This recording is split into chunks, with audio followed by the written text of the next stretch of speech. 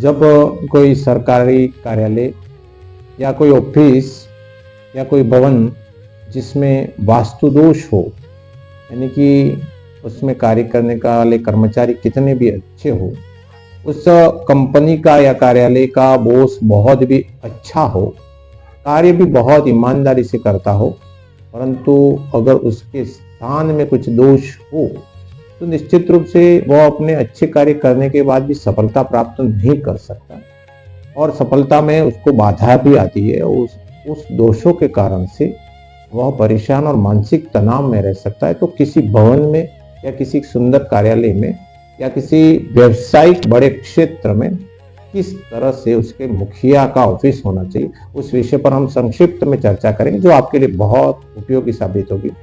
मित्रों, किसी भी भवन को अगर जिसमें उस कार्यालय का अधिकारी, संस्था का प्रधान या मुखिया बैठता है, उस भवन के मुख्य द्वार की दिशा पूर्व या उत्तर की तरफ हो तो वह श्रेष्ठ रहता है।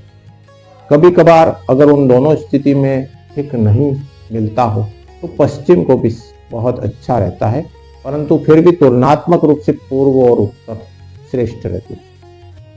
मुखिया जिस स्थान पर बैठे हैं उनका मुंह पूर्व दिशा में अथवा उत्तर दिशा में और उनके सामने आकर जो व्यक्ति बात कर रहा, अधिकारी कर्मचारी, उसका मुंह पश्चिम में या दक्षिण में हो तो वह मुखिया के लिए शुभ होता है।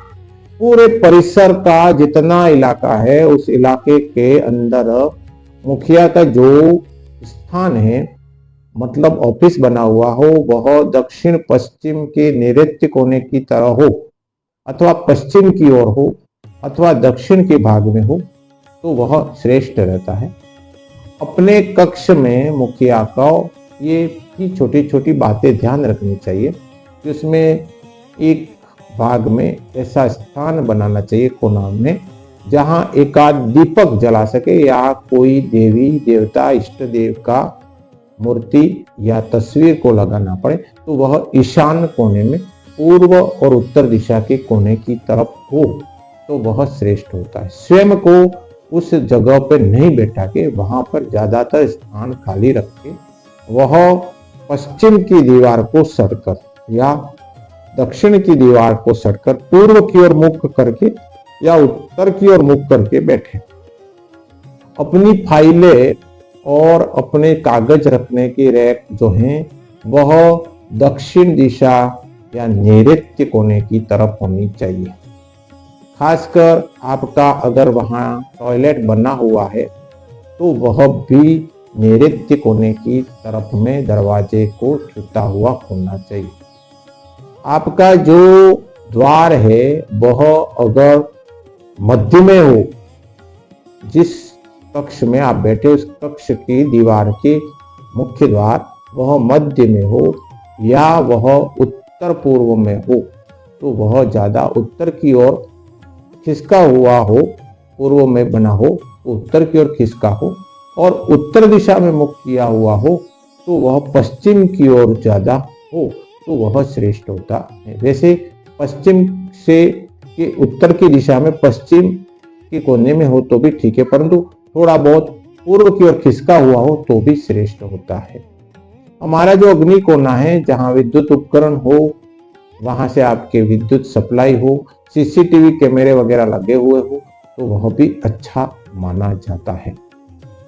जहां पर जिस स्थान पर मुखिया संस्था प्रधान बैठा हुआ है उस स्थान को बार बार बदलना नहीं चाहिए उस कक्ष में, और वह एक स्थान पर फिक्स होना चाहिए।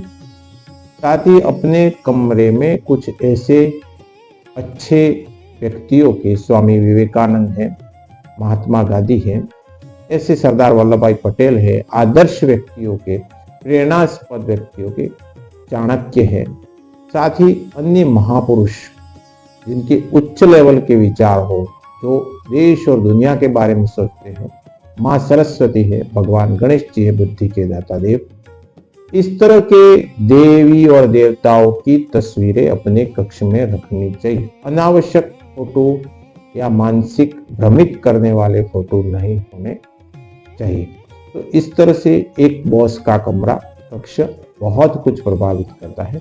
वास्तु के हिसाब से श्रेष्ठ कमरा हो, अपने कक्ष के बरामदे में कुछ अच्छे ऐसे फूल वाले पौधे हो जिसमें कांटे नहीं लगे हुए हो, जल का आपका जो प्रवाह है वह पूर्व दिशा से और ईशान की ओर जावे ऐसा हो, पीने के पानी का स्थान आपका ईशान भाग में रखने का हो, ऊपर टंकी भी अगर आपने लगवाई है तो वह उत्तर या पूर्व में हो, तो वह उस स्थान पर कार्य करने वाला व्यक्ति निश्चित रूप से बहुत अच्छा कार्य करेगा और उसके बहुत अच्छे परिणाम प्राप्त होंगे। साथियों, ये बिल्कुल अनुभवजन्य अनुभव से युक्त मेरी बात है, तो निश्चित रूप से आपको बहुत अच्छी लगी होगी। आप इसको अपने कार्यालय में उपयोग करें। मेरा ये निवेदन है। चैनल आप पहली बार देख रहे हैं तो सब्सक्राइब करें। इसी प्रकार की बहुत सुंदर सुंदर जानकारी आपको समय समय पर मिलती रहेगी।